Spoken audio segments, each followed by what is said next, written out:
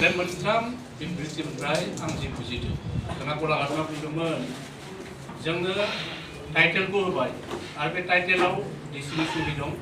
डिएफअनि सहि दं थारमाने district level committee district level कमिटिनि चेयारमेना जाबाय डिसि मेम्बारा जाबाय डिएफअ कनसार्न बेनिफ्राय आइटिडिपिनि प्रजेक्ट डाइरेक्टर एन्ड चेयार दा बिसोरखौ लानानै जिहेतु नोंसोरनो टाइटेल होबाय बे टाइटेलखौ मानियैनि खुनु खोथा गैया बे जाबाय इन्डिभिजुवेल कनसेप्ट किसुमान मानसिया एटिट्युडआनो ओरैबायदि नेगेटिभ थायो बिदिबाय नेगेटिभ एखेबारे एटिट्युडनि थाखाय बेबायदि जायो डिएफअफ्रा बे जिनिसखौ होनो गोसो गैया मा डिएफअआ जाबाय राजत्व खालामोमोन फरेस्ट लेन्डआव नंगौ नङा डिसिनिफ्राय रासिन पावार दङ बिस्रा बे फरेस्ट लेन्डनि सायाव डिसिआ जेबो खालामनो हाया कारण हा दंफां जितु फरेस्ट प्रडाक्ट गासिबो डिएफअनि आखायाव बे हाखौ जेलानाखि लैंड राइट्स होनानै जेलानाखि डिसिनि आखायाव थांनो नागिरो बेहा गोसोआव माबा मोननांगोन दा बेनिखायनो बिसोर एसे सम नांगोन आरो गभर्नमेन्टआ मोनसे उइल जानांगौ बे उइलआ जोंनि गभर्नमेन्टआव गैया बिदिबाय गभर्नमेन्ट होनना बुङोबा जों सोरखौ बुजियो एकदम चौकीदार पियननिफ्राय आरम्भ खालामनानै up to CM chief minister दा चिफ मिनिस्टारफ्रा बेफोर जिनिसखौ बुजिनोबो सेस्था खालामाखै सक्सेसिभ चिफ मिनिस्टार आं तरुण गगैजों खामानि मावबाय 15 बोसोर खामानि मावबाय हबलागे होनना बुङो उनाव जिनिसा कुनु पार्सु गैया बिदिबाय स्ट्रं मोनसे डाइरेक्सन थांनांगौ दा चिफ मिनिस्टाराथ' जोंबो जोंहा प्रतिभाबो मिथिगौ मोनसे कल्याण जनजाति कल्याण आश्रम होननाय दं बे जनजाति कल्याण आश्रमनि थ्रुयै मेम'रेन्डाम गांथाम होबाय जों प्रेजेन्ट चिफ मिनिस्टारनो बेनिफ्राय बे सार्कुलार खालामहरजोब्बाय बयनोबो आं बाहायनो लोगो लोगो बुंदों सार आपनि এইটো एन्डर्स কৰি দিয়ক ডব্লিউপিটি एन्डर्स কৰক এইটো ফৰেষ্টৰ एन्डर्स কৰক ओरै होननानै माने लोगो लोगो लिरबाय जेरै बुंदों ओरै लिरबाय आंनो बुंदों आपनि এইটো এতিয়া एन्डर्स কৰি दियक एन्डर्स खालामनानै हरबाय खिन्थु साबसिखुवेन्ट मा जाखो नों मनिटरिं गैयाब्लाथ' बिदिनो जागोन दा बेनिखायनो थाङै मा जादों बबावमोनलाय बियो सासे बिड अफिसारानो बेखौ रिजेक्ट खालामनो हादों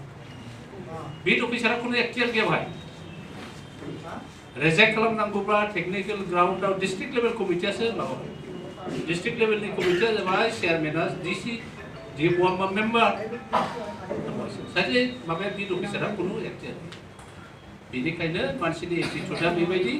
आरो एटिट्युडआ नेगेटिभनि थाखायनो बिथांमोनखौ बेबायदि बुङो बिसोरहा जाबाय फुल माबा दं राइट्स दङ बाहाय दङ सेक्सनाव एकदम पुरा लिरनाय दङ खालि मोनसे जिनिसखौ होआखै नोंथांमोननो फाननो हाया आरो बेखौ होदों इन्टेन्सनेलि ट्राइबेलफोरनि नेचारखौ स्पेसियेलि बर'फोरनि खेत्रआव बे खाथि जोंनाबो सभाबा मोजां नङा आंनि जे बाय बाहागि एखेबारे गामियाव दैयै अरै मियादि हा 30 बिगा 40 बिगा दंमोन जै बिफाया थैबाय बेखौ प्रथम बन्दक होग्रोबाय खावफा फाननानै गारलाबारियाव खारलांनाय दं दा बेनिखायनो इन्टेन्सनेलि सरकारा बेखौ हेरिडिटेरि राइट्सआ दङ बिफानिफ्राय फिसाया मोनगोन बेखौ डिस्ट्रिबिउसन खालामनानै लानो हागोन खिन्थु फाननो होआखै खारन जोंनि समाबा मोजां नङा नंगौ नङा रायजोफोर गतिके जागोन बियो नोंथाङा नार्भास जानो नाङा बेखौ जिहेतु मोनखाबाय बेखौ पार्सु खालाम आरो एमएलएफोर एसे प्रेसार होयोब्लानो जागोन पाटासिफोर आरो नैबे माबाना खोथाया मा इस्यु होनामोन नोङो राङापाराना मा इस्यु बुङामोन आं जिपिएसनि खोथा जिपिएसखौ ओरैबायदि दरखार दङ प्रथम खालामनो आसलते दा खालामनाङामोन कारण क्लेम जेलानाखि जों साबमिट खालामदोंमोन एफआरसिआ बे समाव मा खालामदों सोरबा एखेबारे गैया गारानो बेसेबां बुरजा हा देखायनानै होदों मिथिबाय क्लेम्सखौ जेनेबा आं जिटेन बरगेल आंनि दखलाव बेसेबां दं आङो 6 बिगाल' दखल खालामना दं आङो 30 बिगा लिरना होबाय बाहाय बे 30 बिगा दोनथारो आंहा आंनाबो 30 बिगा बेनाबो 40 बिगा बेना 20 बिगा बेना 15 बिगा हाबाब बे गामियाव बे फरेस्ट भिलेजा एकट' दङ ना एबसार्ड क्लेम खालामनायनि थाखाय बेनिखायनो नैबे एफआरसिआ जिथुनिखि रिकमेन्डेसन खालामहरदों इन्डिभिजुवेल पजिशना बेसेबां दङ फिजिकेल पजिशन बे जिनिसखौ जिपिएस खालामनानै एखेबारे ओरै माबा माने एखेबारे एक्युरेट माबाखौ देखायनो थाखाय नैबे डिस्ट्रिक्ट लेभेलाव साब डिभिजन लेभेलाव फैनायनि आगोल बेखौ जिपिएस खालामनायाबो मोजां चन्दन ब्रह्मआ मा बुंलांदों आं बेखौ बुंनो थाङाखै नोंथांनो जिपिएसआ फरेस्ट डिपार्टमेन्टआव गैया दङब्लाबो गंसे गंनैल' दङ दा नैबे इस्युखौ लानानै एथ' गामि गामि एफआरसिआव मोनसे जिपिएस खालामनांगौ जादों बेनिखायनो बिसोरनि आखाइयाव जिपिएसआ एसे खम बेनिखायनो सोरबा एनजिअआ जुदि आवगायनानै फैदोंब्ला नोंसोरखौ हेल्प खालामनो सरकारखौ हेल्प खालामनो रायजोफोरखौ हेल्प खालामनो थाखाय तখন बे मोजां बाथ्रा दा खरसनि खोथाया ओरैयाव जादों आं जेला माबायाव थायोमोन करिमगन्जआव जेला दङमोन तखनबो बे प्रश्नआ फैदोंमोन ना डिसिनि आखाइयाव बे फरेस्ट राइट्स एक्टनि थाखाय सरकारा फैसा गरसे होदों ना डिएफअनि आखाइयाव होदों डिएफअआथ' होखाया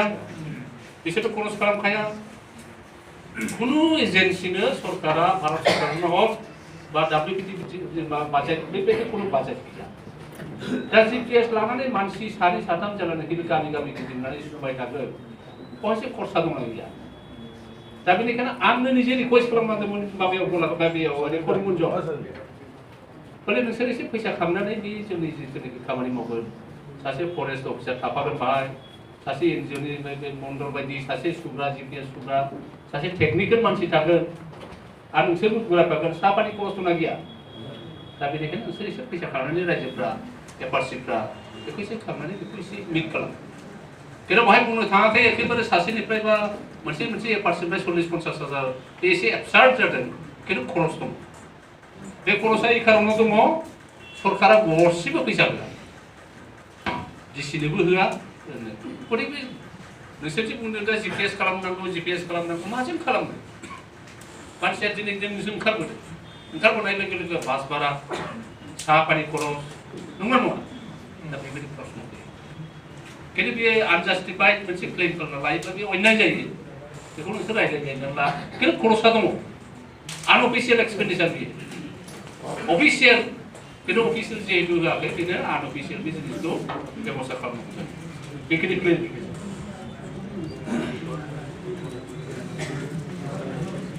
डिपार्टमेन्टनि होगोन जों नामा समफ्राव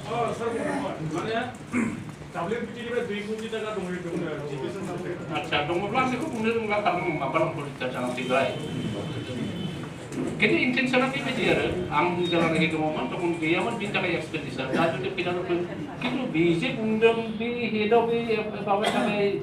एफआरसिनि थाखाय जे दंना गैया बेबो मोनसे सार बुंदों जिपिएस नाया दंखायो आच्छा बेबायदिब्ला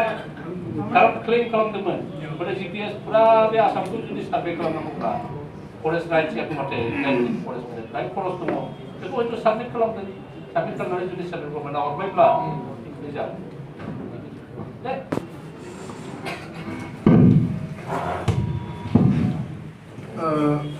जोंनि राङापारा